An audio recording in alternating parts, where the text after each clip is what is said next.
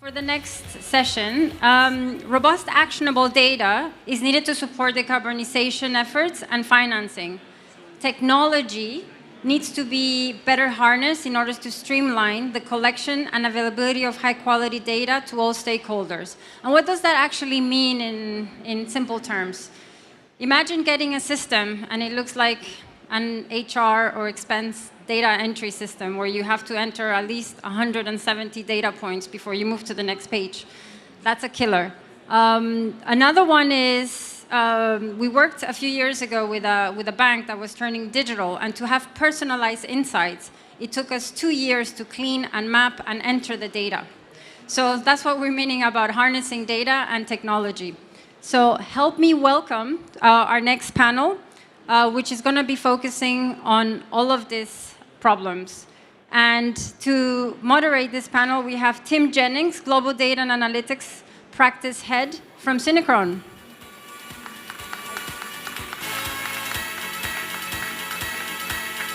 One more time.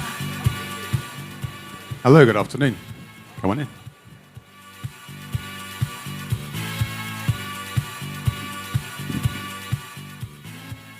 Thank you. I've been told I need to introduce the panel, so I'm going to introduce everyone personally. What we're going to cover today, we're going to be talking about the use of technology and data to drive the ESG agenda. So we will be looking at the role of tech and data in ESG today and in the future. We'll be looking at the glaring data gaps that exist today and how those can be addressed. And we'll be talking about the resource advantage that large firms have and how we can level the playing field to make ESG available to everyone. So to help us go through that agenda, I have to my right, Jason Tu. Jason's the founder and CEO of Minio, which is driving sustainability data and, is a sustainability data and software provider focused in Asia. Jason, hello. Next up, we have Charles Coe, who's the Chief Digital Officer of Sembcorp, who is making green electrons. Then we have Carolina. Carolina is an asset manager. She recently left Tier 1 asset management to join a fintech, which is Arabesque AI, in order to use tech to drive the green transition. So. Hello. Hello. And finally, Arun Biswas. Arun joins us as a managing partner from IBM. He's leading their sustainability consulting wing in APAC, using tech to drive the sustainability journey for their clients. So here is our panel. Welcome them, please.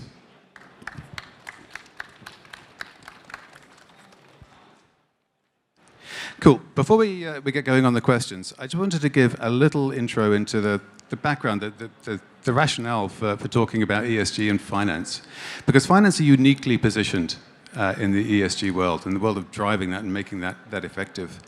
Obviously, there's as any corporates, they have jobs to do in terms of doing the reporting, managing the risk, managing their own ESG footprints. But they also have a place. You could weaponize financial services to help drive the ESG agenda. That's done in a few ways already. We know about ESG products, energy trading, ESG funds, and so on. It can also be done through direct investments. So where do you choose to invest the money? We know already about financed emissions, and I'm sure some of you are aware of the carbon bomb projects and how some of those decisions are actually being made in the real world. And we also know about the client push for transparency on the ESG impact of the investments that they're making. All of those things require technology and data. And the problem that the companies, financial services, are facing in that space is around managing that data. So the data itself is sparse, it's in different formats, it's in different shapes, it's bound by different regulations. There's 600 different regulations, I think, around ESG reporting and ESG data. So working out what's suitable, what's accessible, what's appropriate for the problem you're trying to solve is not easy. And it leads to the 4 V's. People are used to the 3 V's of big data, which are variety, velocity, and volume. For ESG data, there's a 4th one, which is veracity. Can you trust the data? We're aware of greenwashing. We know that quality of the data, the comparability of the data is an issue. We know that external assurance on the data isn't readily available. Our panel are all working in the trenches of that problem today. They're all buried deep in there. So with that as context, I'd like to start, if I may, with you, Jason. So your company works with corporates and financial services firms to help them address the elements of their climate responsibilities. Could you tell us what are the pressing technology and data challenges which are facing those firms to hit their sustainability objectives? Sure. When we talk about ESG, I think we have to understand that ESG comes from in terms of data, it has a much broader kind of definition. To quote one of our clients, actually one of our clients said that ESG to them is anything other than financial statements. So any data outside of your financial statements can be classified in one way or the other under one of the ESG pillars. That's most of our clients are thinking like that. So that tells you about the depth and breadth of the data. So I think the biggest challenge for financial institutions and corporates is both the depth and the breadth. The breadth means there are so many different data points I just mentioned, and there's also depth. In the breadth part, for example, everyone's familiar with the carbon emissions. There's also on the environmental part. There's also waste management. There's also your environmental policies. And there's also S, for example, your supply chain policy, your labor treatment, et cetera, and governance as well.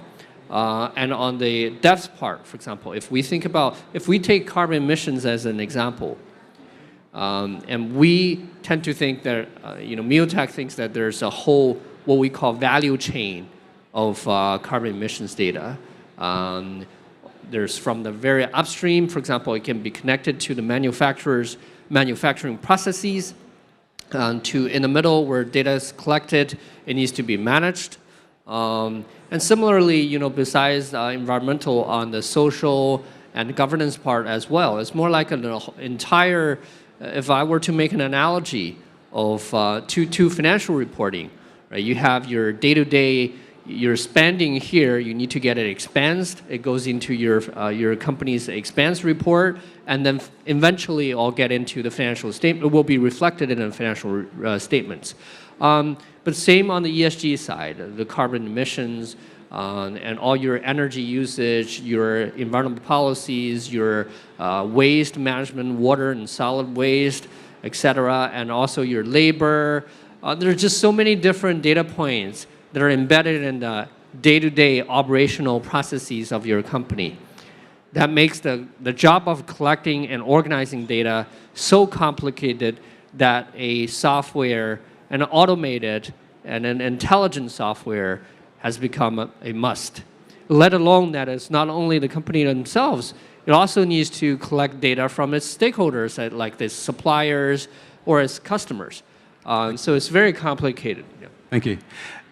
Arun, I'd like to bring you in here, because in your position with IBM in consulting, you get a breadth of vision which is reasonably unique. How do you see the benefit to organizations of tackling the headwinds that Jason's laid out for us? So how does tech and data differentiate for those firms that are successfully addressing that? Thanks, Tim. This is something which we have been doing a lot of research on for the last 2 years. We talked to about 3,000 executives and about 20,000 consumers across the globe. And we came up with 3 key insights, which I think will be relevant to our discussion. The first is that what we found is that mature ESG data can drive transparency and business value. And when I talk about business value, it can drive companies which are more mature are likely to outperform their peers in profitability, in revenue growth, customer engagement, employee engagement, as well as risk and cost of capital. I mean, this is what our first finding was. The second part is what Jason mentioned. The second part is that in order to unlock the benefit of ESG data, you need technology, because this data is hard. Financial data is easy, but this particular data is in silos. It's spread half of it is outside your company in value chains. It's unstructured, it's multidimensional, it's geospatial and all of that. It's very hard to manipulate. So you need the tech. But the good news is that the tech is there.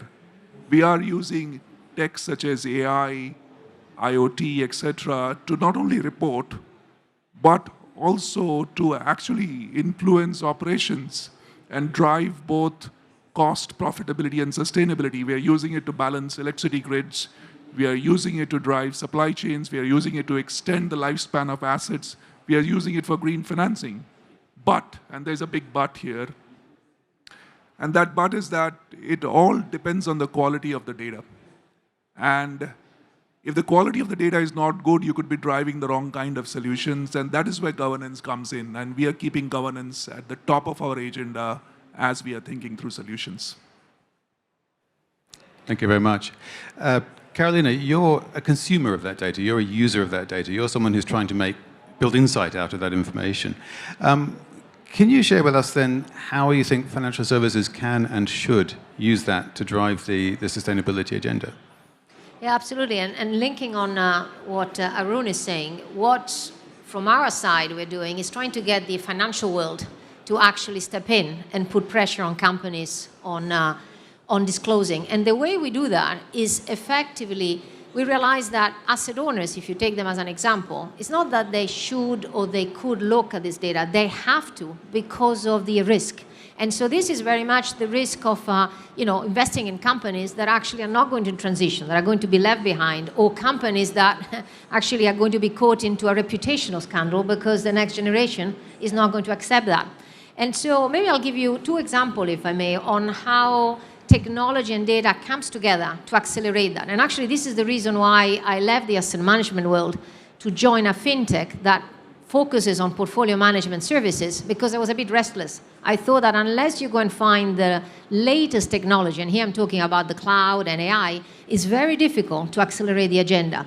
So of course, you talk about evidence of the data helping deliver performance, but there is also a lot of people that are skeptical, and the portfolio managers are always worried about, is it true or not? Well, what we do here with the technology is we're a marketplace. So we load in very easily, because we are cloud-based, all the data sources. And then what we will do is we will test it very, very fast. So today, because we are AI-powered, we can launch or run a backtest in minutes, and it costs us a fraction of a dollar. Now, I used to do this for many years with the portfolio managers in my previous lives. And if you don't have the new infrastructure, it takes a huge amount of time. Here, we can test it very quickly. So it's not a question which data should we use or not and spend a lot of time discussing. We tested it. We ran a back test, and we will see which one has the highest risk-adjusted performance. So this is a question of taking the technology at the use of testing it. But I will also give you a second example, if I may, which is the next generation. Now, the big driver of change is going to be this next generation that is already a conscious consumer and is very sensitive about what they buy. This conscious consumer is becoming the conscious investor. And so they are increasingly asking for portfolios that reflect their values, right? And, I see they're nodding, the younger generation here. Asking for, is my portfolios investing in companies that contribute to the climate solution? Is company investing in companies that are respectful of diversity and inclusion? So they're asking for new portfolios. And so it's a question of finding new data. So for instance, we use a data provider called RGS that specialize on estimating the output of companies, looking at the revenues, and then tagging it to the SDGs. But one thing is the data, and then the next thing is actually having the technology to construct portfolios of smaller size, right? And so that is where, without the cloud, without AI, you cannot construct portfolios as low as $250,000. So it's very much like the driver of change is the next gen. Technology and data will allow for portfolios to be constructed so that they can express their voice. Interestingly, you're assuming and suggesting that the driver is going to come from the consumer. Ultimately, the financial services are going to react because their consumers are forcing them to do so. That's your message. So if I had to quote the PwC report that has written that, they quote that by 2027, they will inherit 68 trillion. And given the fact that they inherit 68 trillions and they want something different, I would say to you that the financial services, so the wealth managers and the wealth tech, they have no choice, because they don't want to run the risk of covering clients whose the next generation will want something completely different, and they're not prepared. So that's the big driver of change. Awesome, thank you. Okay, let's move on to a slightly different topic. We talked about the difficulty of managing data, the issues with the data that's available. Let's talk about the gaps that exist. So Charles, I'm looking at you for this question. So in general, we're talking about what gaps exist in the data and how can they be managed or mitigated. But for you, I mean, your company makes, obviously, green electrons, and helping firms manage their carbon emissions. Can you elaborate then on the specific data gaps that impact your clients and the underlying causes and ways they could be addressed? Okay, I get to speak finally. Okay, so let's go back to some basics. The discussion for the last 10 minutes has been about data, quality of data. But if you go back a little bit, it's about instrumentation, right? IoT is an instrument that measures things in the environment, converts it into data that then you can act on. Now, in the engineering world, whenever instrumentation improves, research accelerates. Okay, so that's a very fundamental concept. What's happening now is that, yes, there is data gaps, a little bit better than, let's say, even 6 months ago, a year ago. There is data gaps. I'm an IT guy, I'm a digital guy. The way to do that, the way to deal with this problem is not to wait for perfect data availability. We all deal with imperfect data even in our daily lives. You just need to make a decision based on imperfect data, make a judgment call, and this is how we progress. Okay, so from a digital point of view, there are ways and there are techniques to fill in the gaps. A little bit like what most people would now find amusing when Gen AI generates a picture of Picasso and how he potentially could look like. That's actually filling in the gaps. So think about that as a potential kind of strategy, okay? And then we can progress the green agenda. And just now, Caroline was talking about the conscious consumer. It's a little bit like organic food a few years ago. My wife would go to a supermarket, organic is good. What's going to happen is this. If companies can prove that they are using green electrons, that they are doing carbon-free processes, and then find a way to stamp it with a third-party verification, people who spend, especially young people, will say, I want to buy that and not this. That's the way to think about it. So imperfect data is fine. We need to start somewhere. Cool, thank you. Carolina, similar sort of question for you. I mean, a phrase that you used earlier, which is echoed there by Charles, imperfect data must not be the enemy of progress. Something you said when we were talking earlier, which struck me, it struck a chord for me. But how do you see the use of emerging technologies then to help fill those data gaps and put us in a position maybe where synthetic data becomes a part of the answer? Do you want to talk about that? Yeah, and I completely concur with Charles. We cannot take this as an excuse for not to act, right? So everyone will always use always the three questions they will tell me. The data, there's not enough data, there's not good enough, or the best one is the data providers all say something different. And so with that, it's an excuse for not starting, right? Now, we absolutely need to start, and actually the data will get better because we use it. And actually, I will tell you, data will get better because the more we use it and the more we bring transparency via technology so that we make it visible, the more it will put pressure on companies to report. So we absolutely need to start. So maybe let me give you two examples on our use. Today we're talking a lot about climate and we're talking about carbon emissions, right? If you look at the a number of companies that are reporting on carbon emissions, you will have on average for scope 1, 2, and 3, 2,000 to 3,000 companies. And if you look at an MSCI world, it represents to 60 to 70%. Now, it's not bad, but it's not enough.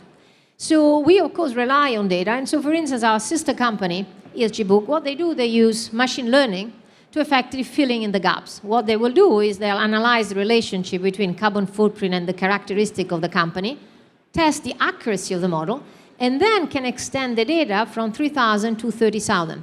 So it's not perfect, but we will have more data, and then when we go and construct portfolios in our backtest, we will test if there is an information edge. And if there's not an information edge, we'll go back to the drawing board, but at least we have a starting point. And if you think about it, we were talking about the next generation, right? That I was telling you, it's coming on the investment side. For us to capture those values, it's completely new world, right? So we're not only looking at how companies behave, but what this RGS data does is basically paving the way for the future, right? Looking at revenues, mapping to the SDGs is completely new. So people tell me, you know, it's not perfect. I said, yes, I know it's not perfect. Do you have any other alternative other than starting? Because this is a framework that is very thought through. For instance, use the Harvard Business School methodology of the impact-weighted accounting methodology, sponsored by Sir Ronald Cohen. So I feel pretty good as a starting point. By us then managing the portfolios and really helping and working with them in capturing how themes and values will drive performance, it will get better. And so I think the important thing is that we start by creating those portfolios. They are not perfect, but at least people see the direction of travel, and the next generation can start recognizing something they can relate, and then the data will get better. And so you think about the, coming back to our asset owners, if with technology we can make all this information available, they can see where are the gaps. And then they can call their asset managers, the portfolio management, saying, why is it that you're investing in this company that, for instance, doesn't report? Then the asset manager will have to call the company. The company knows that they receive a call from the big asset owner. They will feel the pressure, and hopefully the data will carry on improving. Yes, so an absence of data is interesting in its own right in that context. So if you, as you say, if you can see that not all the firms in a portfolio are reporting, that in itself is a data point which consumers can use, which we can use. So that's an interesting point. Okay, let's move on and talk a little bit about the level playing field. So a lot of the tools and techniques required to address the problems that we're talking about are tools and techniques that require investment. They require cash, they require computer capabilities and people capabilities, which not all firms can have. And there's additional elements in terms of how firms can position themselves in terms of visibility to have their efforts recognized. So there is an imbalance. Arun, I'm going to come back to you again because of that position that you have across, seeing across the enterprises. Large firms do have a resource advantage. That's obvious. I guess the question is, do you see the impact of that imbalance, and can you talk about what it means to be a big firm versus a small firm, say, when trying to hit your ESG objectives, or we're trying to use ESG for positive good? So how do you see that based on your position? Yeah, I think the first thing is that we need to recognize that there is a big imbalance. And I'm quite frankly quite concerned about it, because if we are not careful, we will deepen the digital divide. So if we talk about small and medium enterprises, for example, roughly half of them may not be using any technology at all. I mean, digitization itself is a basic need for them. For those who use technology, they might be using it in a very rudimentary fashion. We just talked about how complex these ESG data sets are. For us to expect that an SME is going to be able to handle this on their own is not going to be possible, right? So there's a very real issue here. There are three key actions I believe we need to take, and I think this is time we start thinking about it now. The first is, I strongly believe that ESG data should be seen as a public good. And it should be made freely available. And I'll give you an example. In IBM, we are working with NASA, and we have just released the world's largest open source geospatial model. And we have put it on Hugging Face so that it can be accessed by the globe, right? Now, if you think about NASA geospatial models, they're based on satellite data, but they're extremely difficult to access and read. So the foundation model allows you to read them easily. It's almost like a chat GPT for earth sciences, and it's available to any one of you. You can go and take a look. Now, what this does is that it can help you in things like deforestation tracking. It can help you in precision agriculture. It can help you improve crop yields, and this data is publicly available. So this is one type of action we need to take. Put things on open source, put things out there in the public, democratize it. The second action is, a lot of this data, we need to bring the cost down. for SMEs to be able to participate in acquisition and in use of this data. And one way to bring the cost down is to share the data. We need more shared platforms. Greenprint is a great example. Project Savannah is a great example. We need to have more of these shared platforms, and many of these platforms perhaps need to be more private and public enterprises, with the governments working together with industry associations, etc., and all that. We need to change our mindset about proprietary ownership of data and have this as a shared platform. The third, and I think there are some bankers here in the audience, some probably policymakers here, we need to rethink our policy, regulatory frameworks, and financing. I would go to the extent of saying that ESG data should be seen as a special asset class. You should think about new financing for it, because these are gaps which, unless we help with financing, with real policy and all that, I don't think SMEs will be able to bridge it on their own. So that's my thought, Tim. That's great, thank you. Charles, come back to you in a similar vein. How do smaller firms get their ESG efforts appropriately recognized, particularly in order to attract investment? So what is it that firms can do to help get their voices heard in that space? I think there are two ways. One way, if you think about the Apple supply chain, everybody knows Apple.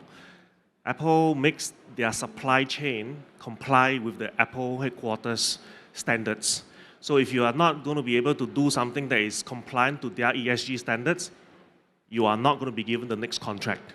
So that's one way of doing it. Apple will help you, right? I don't work for them, but I know how it's done. So that percolating effect. And so different view from what he's just said. I think the big companies have a social responsibility, commercially, socially responsible, to make sure that this trickle-down effect is a positive one. Okay, the tech can be shared, to your point. The data can be shared. The second way of looking at it, if you're not making a subcomponent for a big company, if you're SME in Singapore, in Kallang, right, for example, I think this is back to the social consciousness, because you may be an SME boss from 8 o'clock to, let's say, 6 p.m. But then when you go home, your kids are going to say, look, Daddy, I need to look at this, I need to look at that. So there is an element of social responsibility, and I believe there will be a takeoff point, right? Big companies and small companies, they will find solutions, cost-effective solutions, once that democratizing happens. And we'll just get on the way, because everything that is economically viable will be good for everybody. So a few years ago, recyclables, solar energy, right? That on the rooftop, there are solar panels. Just a short 10 years ago, the cost economics of this whole thing doesn't work. Now we're talking about 3 to 4 years payback, okay? It's just economics. When you invest in the technology, like I said just now, the R&D, the development happens, the instrumentation improves, things will happen, and then people can adopt. So it's not like there is a set path. It's a cyclical thing, and it's a positive cycle. That's how I believe it. And who do you think is, or should be funding that and driving that investment? How do you think that happens? Well, I don't think specifically the small companies, I don't think they have the muscle, like an IBM, to do unlimited pure research, right? But like what IBM has done with NASA, that data can be used, it can be harnessed. And I think this goes back to appreciating technology and wanting to make the change. Because, I'm a digital guy. My wife refused to learn how to use the PC. She's not here today, so I can say this. It's about wanting to go and make that change, and then it will happen. If you are all set and say, no, this is not going to happen, I'm a small company, I have no money, I have no voice in this ESG space, then, it's the end. Yeah, just on that, on the money, I mean, look, globally, if you look at the amount of money which we need to get to net zero, is roughly about anywhere between $3 to $5 trillion. That's what? That's about 5% of GDP. You have wars going on where you spend 15, 20% of your GDP. So I don't think money is the issue. The money is there. It is just making the allocation of asset and money, being very thoughtful about it. And to your point, Tim, I mean, who invests? I think the private sector has to jump in. To Charles's point, the best way to is to make these economically viable. Then the whole, everybody will kind of jump in and so on. But the catalytic role has to be played by the government, the policymakers, etc. So there are some catalysts which need to be there. It's a joint public-private ownership. I think that model we need to work towards more. Right? You made a point there about ESG being economically viable, and I know you've done some research on the value of ESG, if you like. Sorry, we'll come back to you, sir. Particularly for firms who are leaders in that space. I wonder if you can unpack that a little bit for us. So if I'm a firm who's currently has to decide between investing in solving some of the digital and data problems that we've been talking about, or just carrying on doing my business, what's the advantage? Why should I invest? What do I get from that? I think there is no longer any debate. I mean, there's not just been research done by IBM, that there is publicly available research which shows that companies who actually invest in mature ESG capabilities are able to drive business metrics. Think of it, why? Why is that the case?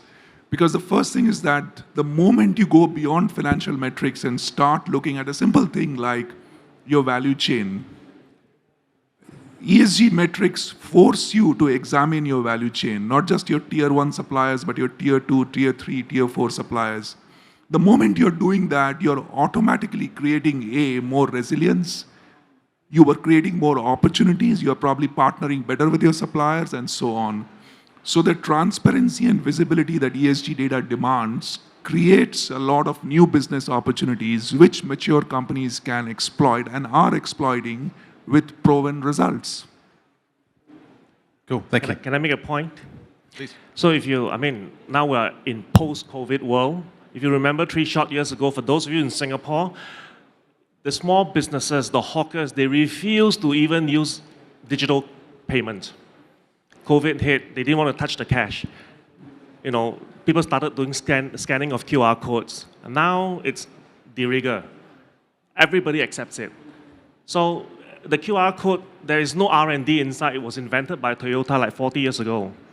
And everybody uses it now.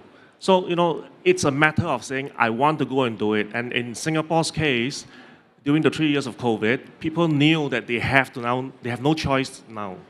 So to your point, it is about your planet, our kids, and we just need to wake up every morning after this conference. Don't forget, what you hear and learn here. Do something active about it. Thank you. And then just going back to that topic of the resource inequality, Jason, this is something I know that you had a view on as well. What's needed to level the playing field between the large and the small firms? How do we get to the point where the small firms can compete from an ESG perspective? Yeah, I think this is a perfect question where I can just kind of summarize some of the other panelists have said.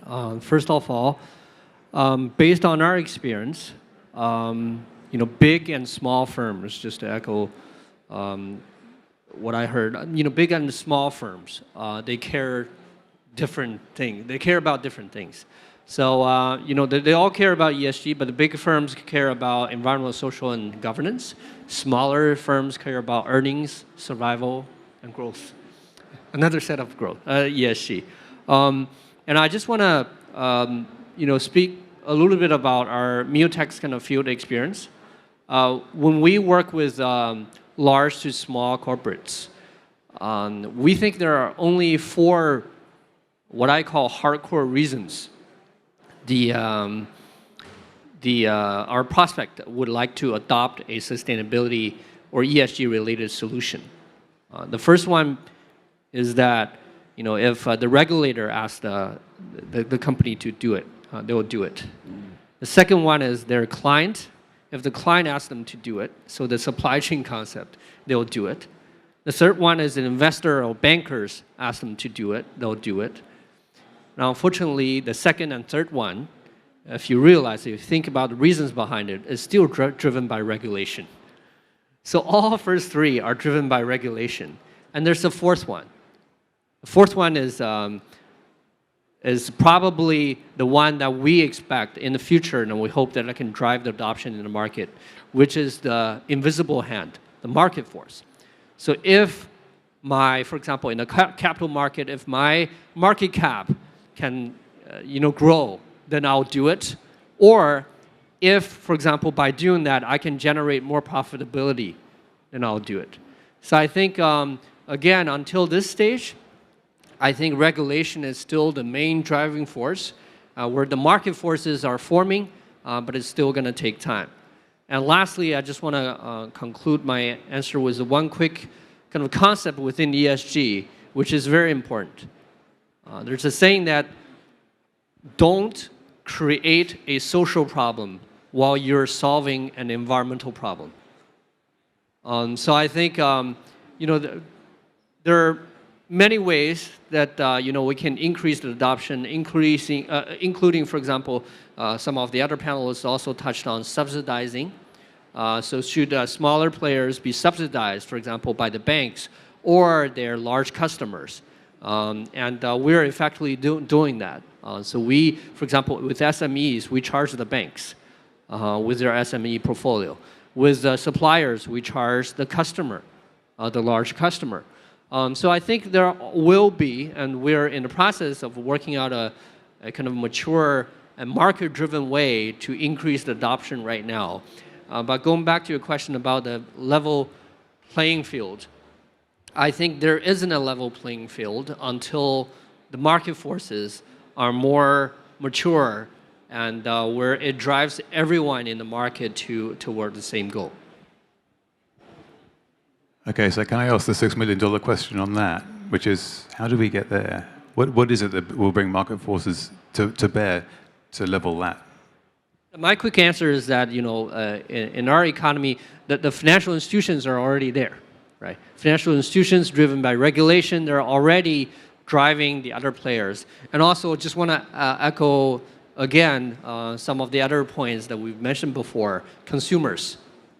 And eventually, the way I see it is that social values are changing.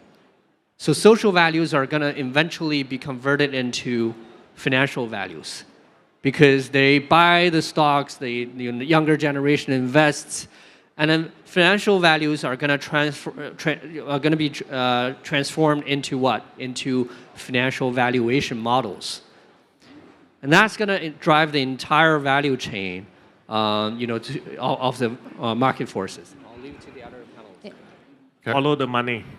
Yeah, if I can add to that, because at the end of the day, I really strongly believe that this consumer, these values, is going to be absolutely the future. And so when people ask us, but how does this relate to performance? Actually, the people that feel it more and more, they realize that actually values will drive valuations. And so, as you're saying, follow the money. To be able to follow the money, we need more technology to make sure that this voice is actually captured, because in the product, once they have the stamp, the children, your daughter, will just decide what to buy, what not to buy. We need to do the equivalent of creating the products to do that. And that the answer is, again, technologies. The answer is the cloud. It is AI.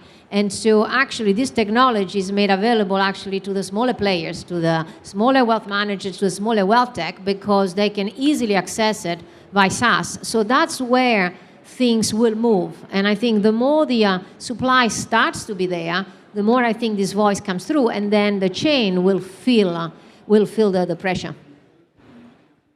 Okay. So would anyone care to opine on whether financial services are leading this or following this? Well, I think financial services, they are always what I would call the kind of an underlying underpinning, because they have the money, everything flows through them, right? So quite honestly, I don't think any one sector or industry is leading or following. There are innovations coming up from various sectors, industries, and so on. But financial services plays a very, very critical role. They almost act as the glue across the whole thing, because they're there everywhere, right? But I would say, coming from spending more than 20 years in that industry, if you want them to move, and we need them to move, they cannot become a philanthropy from the day to the other. So they need to see what is the link to the business model, right? And so every time that we talk about how we bring the ESG perspective is how you improve the performance of the portfolios, how values drive performance. In that way, there is no compromise, because at the end of the day, they can really play this glue role, but at the end of the day, they are still there to be able to, the business model is to deliver performance. So I would say they will have to do it, because this demand is going to be so strong that if they don't do it, they'll be left behind. And so in a way, the two forces can work in parallel. There's a really interesting question there about new tech, fintech versus old finance, but we haven't got time for that. Charles, you wanted to make a comment? I wanted to say that financial service is just one very general label. There are tier 1 banks, there are tier 2 banks, there are tier 3 banks. The tier 1 banks have come around to ESG. They are saying that they will not do any more non-green bonds. They will not invest into coal power stations and so on. But let's not forget, so that's a good news side. Let's not also forget that there are tier 3, tier 4 banks that will give you any loan that you want for a good return. The trick is now to make sure that, everybody is on the same page. I just want to share one quick example to prove that the market forces is already coming. Think about earnings calls 10 years ago. The earnings calls can perfectly, almost 10 years ago, predict the stock prices based on this cash flow, this revenue, or its, there's a balance sheet. But now, when you look at the earnings call, it's no longer very accurate, because besides the financial metrics, people look at other metrics, scandals, right, and also environmental impact. These are all the values that investors care right now. So reputational risk, okay. Exactly. Exactly. Okay, we've got 37 seconds left. Thank you very much to the panel. We've had a good discussion there around a number of topics. I think the key takeaways are, firstly, that imperfect data is not an excuse for not making progress on ESG. We've heard today how the gaps can be filled, how ways can be found around that, and how, in fact, exposing that imperfection can itself help solve the problem. So it's an important point there. Another important point is around the democratization of that data, making it available. It's the transparency that makes this work. So that's a key takeaway. And finally, that financial services as an industry has a huge part to play in the successful delivery of ESG. Thank you very much, everyone.